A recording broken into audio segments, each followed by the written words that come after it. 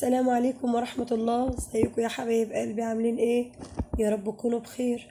اللهم صل وسلم وزد وبارك عليك يا حبيبي يا رسول الله.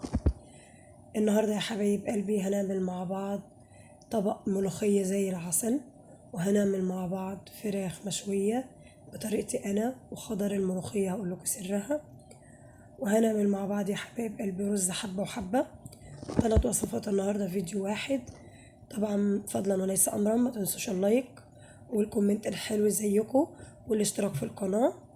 هنا يا حبايب قلبي جبت كده البصل والفلفل والطماطم، فرمتهم مع بعض، وجبت حلة زيت سخن كده، وحطيت نزلت معايا بالاوراق والفراخ بتاعتي، عطيت لها صدمة كده زي ما حضراتكم شايفين.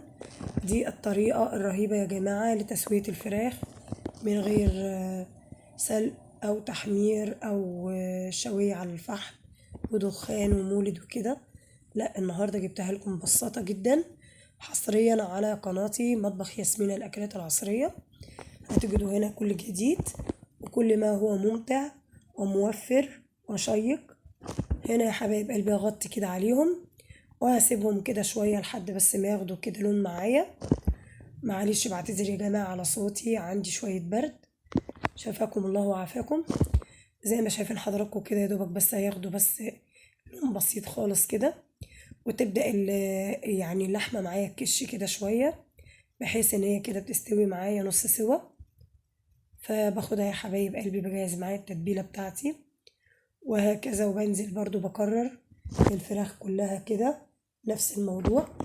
هقول لكم على التتبيله يا حبايبي بتاعتنا. معانا معلقه كركم، معلقه كاري، معلقه بابريكا، معلقه فلفل اسود، معلقه كمون، معلقه كزبره، معلقه بصل بودر، معلقه توم بودر، مكعب مرقه دجاج، معلقه ملح، ونص معلقه سكر.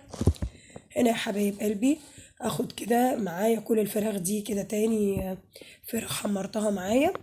هاخد التتبيله بقى كده واروح نازله عليهم كده مره واحده، عايزه التتبيله تتشرب منهم ويبقى ما شاء الله كلهم متجانسين ومتخلطين مع بعض. هفضل اقلبهم كده لحد ما كلهم يتساووا مع بعض، وهجيب بقيه الفراخ برضو بقيه الكميه هنزل بيها برضو نفس الحكايه، بس لما دول يتشربوا كده مع بعض شويه. زي ما شايفين حضراتكم كده بغمس كل قطعه من الدجاج كده او الفراخ في بعضها كده، بمسحهم في بعض بحيث ان هما كلهم يتبلوا نفس التتبيله ويشربوا كلهم من بعض زي ما شايفين حضراتكم. وبعد كده يا حبايب قلبي هسيبهم برضو كده ياخدوا كده على نار هادية، وهدي النار بقى شوية بحيث ان هما يتشربوا التتبيلة الجميلة قوي دي. ولو عندي يا حبايب قلبي زعتر بقى برش شوية منه، ودي يا حبايب قلبي التتبيلة التانية نفس الحكاية برضو هحطها ومجهزة معايا التتبيلة نفسها برضو. قسمتها على نصين، هحط النص الاول ده الاول بس كده مع الفراخ الطبقة الاولى، وبعد كده يا حبايب قلبي بالتدريج بوزعها كده، وبجيب كمية الفراخ التانية بس بعد شوية لما دول كده يتشربوا مع بعض. المية بتاع البصل والطماطم والفلفل يا حبايبي بتنزل عليهم بتسويهم، وفي نفس الوقت كمان بتديهم طعم جميل جدا اكنهم مشويين على الفحم.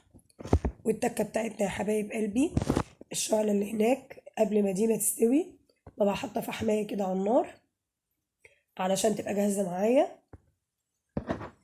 زي ما شايفين حضراتكم كده باخد كل التتبيلة كده معايا وافضل الفها بحيث ان هما يتشربوا من الصوص بتاعهم كلهم كده ويتجانسوا كده مع البصل والطماطم.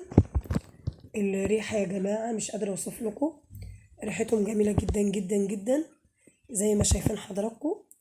جربوها حقيقة، انا كل اللي بياكلها عندي سواء من ضيوفي او من اهل بيتي بيشكروا فيها جدا. ما بيبقاش فيها اي دم ولا اي حاجة، بتستوي سوا كامل، بيبقى طعمها جميل جدا ومش شاربة زيت ولا اي حاجة. والتتبيلة بتاعتها والبصل والفلفل والطماطم بيخلوها يا جماعة زي المشوية بالظبط. بعتذر يا جماعة. اسيبها برضو كده على نار هادية شوية، وهيكون يا حبايب قلبي خدت الخلطة بقى بتاعتي دي بكل الفراخ هي كلها حطيتها. حطيت الخلطة التانية برضو معاها زي ما حضراتكم شايفين، وهسيبها على نار هادية برضو وهكذا نفس اللي احنا قررناه مع بعض. وهجيب حلة معايا بقى على النار بحط فيها يا حبايب قلبي كده اول ما الزيت يسخن معايا والسمنة، بنزل بشوية كده من الرز يا حبايب قلبي، حبة بسيطة كده يا دوبك ان يصفروا معايا. وبعد كده بجيبه بقى، انا غسلاه طبعا ومصفيه. ده كيلو رز معايا، انا خدت بس منه كبشتين يا دوبك بايدي. سوري حضراتكم سامحوني. وبرضو نزلت بالكمية التانية اول ما اصفر كده عشان ما اطولش على حضراتكم. وبلفهم كده مع بعض لحد ما ياخدوا اللون مع بعضه زي ما حضراتكم شايفين. اول بقى ما يختلطوا كده مع بعض ويتحمروا كويس، بكون مجهزه معايا بقى الشوربه بتاعتي يا جماعه، وبطفيهم كده بيها على طول. طبعا الشوربه متبله معايا بالتوابل بتاعتها. الشوربه بقى دي يا حبايبي جبتها ازاي؟ لما انا شويت الفراخ وكده، انا جبت يا حبايب قلبي الرقب والرجلين والقوانص والكبد والحاجات اللي هي كلها تبع الفراخ.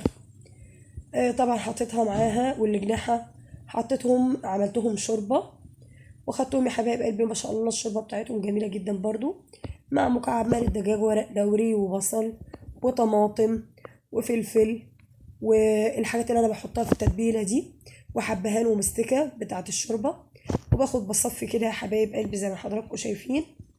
وما شاء الله الرز كده معايا خلاص، يا دوبك ان انا هظبط بس الملح بتاعه. هشوف كده بعد ما دقته، اشوف ناقص ملح ولا لا. كده تمام مش محتاج حاجة. اخد كده يا حبايب قلب الغطا وهغطيه وهسيبه بقى على نار عالية لحد ما يستوي معايا كده. خلاص بعد 5 دقايق شقيت عليه لقيته خلاص شرب الشوربة بتاعته. اول ما يشرب الشوربة بتاعته كده على طول يا حبايب قلبي بروح مهديه عليه النار واسيبه يعني يفلفل مع نفسه. وهنا كان الرز يا حبايبي استوى معايا. كنت عامله طبقين كوسه جنبيه يعني وكده، والفراخ المشويه ما شاء الله اهي. الف هنا وشكرا.